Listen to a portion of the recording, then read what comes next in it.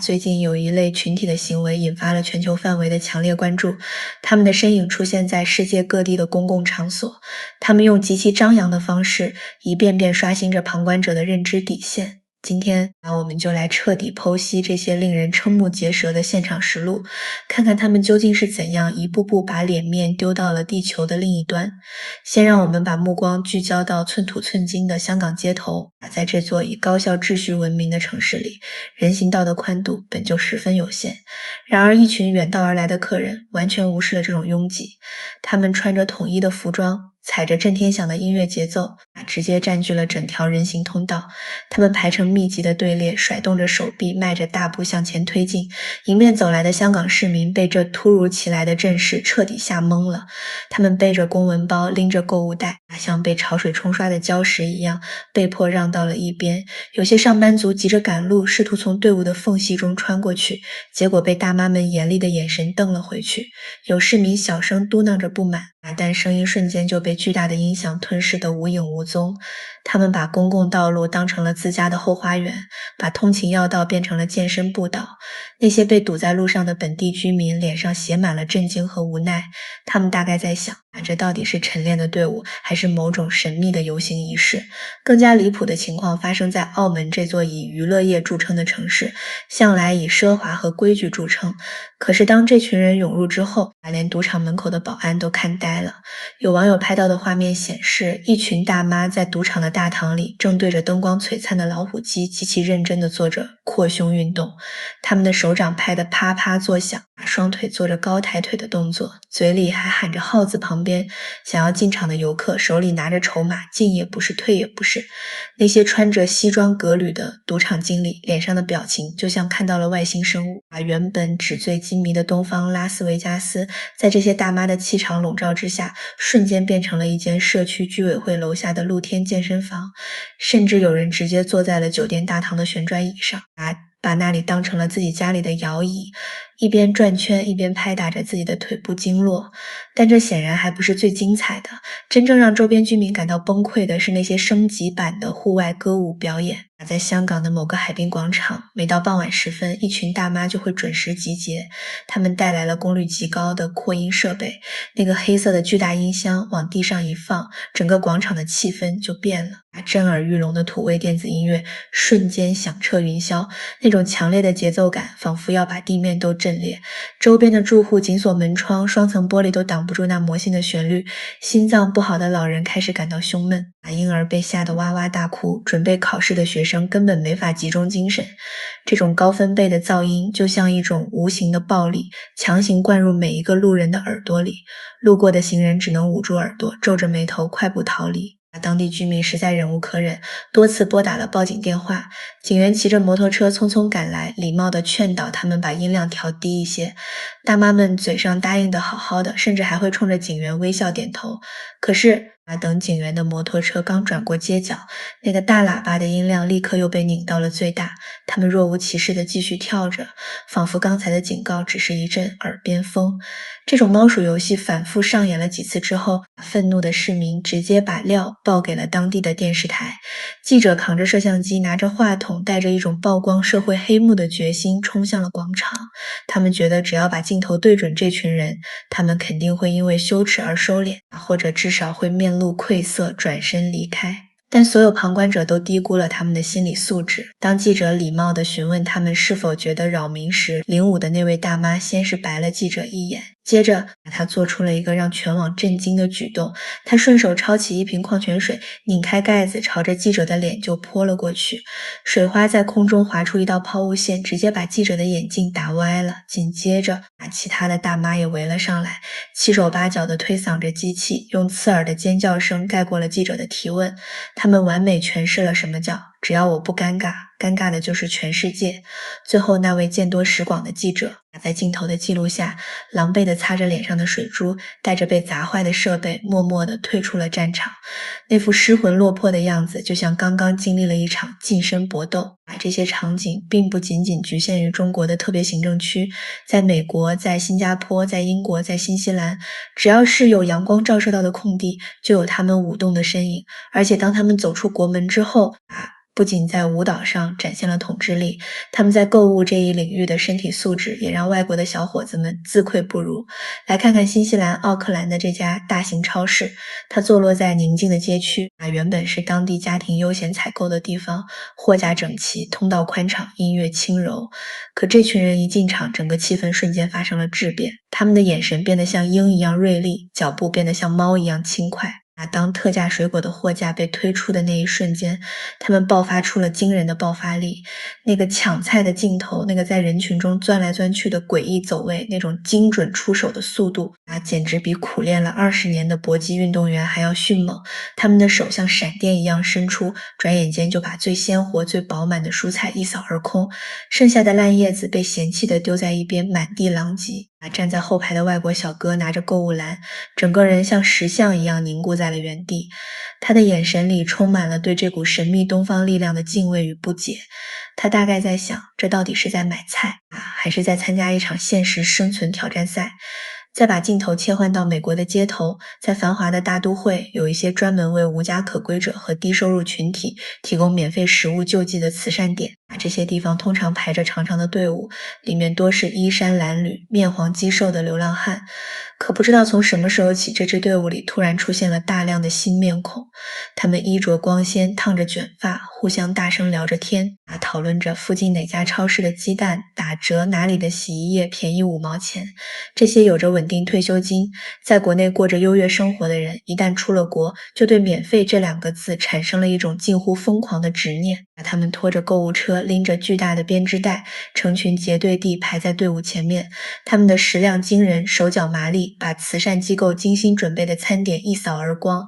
而那些真正需要这顿饭来维持生命的流浪汉只能眼巴巴地排在后面，看着空空如也的食物筐发呆。志愿者委婉地提醒他们，请把食物留给有需要的人。他们不仅充耳不闻，甚至还反过来教育志愿者不要多管闲事。这已经不是简单的贪小便宜了，这种行为是在截断别人的生存供给，是把脸面直接扔到了太平洋的对岸。最绝妙的是，平时你看到他们去挤公交车或者去坐地铁，他们好像全身都是病，他们扶着腰垂着腿，一上车就用犀利的眼神扫描所有的座位，只要年轻人不让座，他们就会大声斥责现在的年轻人没素质。可你在看到了国外，在这排队领免费食物时，他们瞬间变成了钢铁战士。他们可以在烈日下站几个小时，可以在冷风中一动不动，腰也不酸了，腿也不疼了，精神抖擞的像刚充过电。可见免费这2个字对于他们而言是一剂比任何保健品都有效的强心针。当然了，前面提到的这些行为如果充其量算作扰乱公共秩序和爱占便宜，那么接下来登场的这位主角，他所演绎的这一幕才是真正的让人恨不得立刻注销国籍的终极尴尬名场面。这绝对是在国际舞台上上演的一出黑色幽默剧。这一幕发生在某国的国际机场入境大厅，这名尊贵的大妈兴高采烈地坐了几10个小时的飞机，带着家乡的特产准备入境去看望在此生活的子女。他的行李箱沉甸甸的，里面塞满了各种好东西。大家心里都清楚，各国海关对动植物的检疫有着铁一般的严格规定。为了防止外来物种入侵和疾病传播，像新鲜水果、肉类、种子这一类东西是绝对严禁携带入境的。海关的检验检疫犬和 X 光机可不是摆设。当这位大妈的行李从传送带上缓缓滑过时，屏幕前的海关人员立刻发现了异常。他们礼貌地拦下了这位大妈，用英文告诉她需要开箱检查。打开箱子一看，里面整整齐齐地码着一大堆新鲜的苹果。这些苹果在国内可能只是普通的水果，但在海关眼里，这就是可能携带病虫害的高风险违禁品。工作人员非常礼貌地指着苹果，用英语向他解释，这些东西属于违禁品，不能入境，必须要进行没收销毁处理。按照规定，如果他配合，可能只是丢了东西；如果不配合，将面临巨额罚款，甚至更严重的后果。正常人到了这一步，通常的反应是觉得很倒霉，或者连忙道歉，表示自己疏忽了。但这位大妈可不是凡人，她的大脑中有着一套运行了几10年，在复杂社会环境中磨练出来的独特处事逻辑。这套逻辑的核心就是凡事都有商量。规矩是死的，人是活的。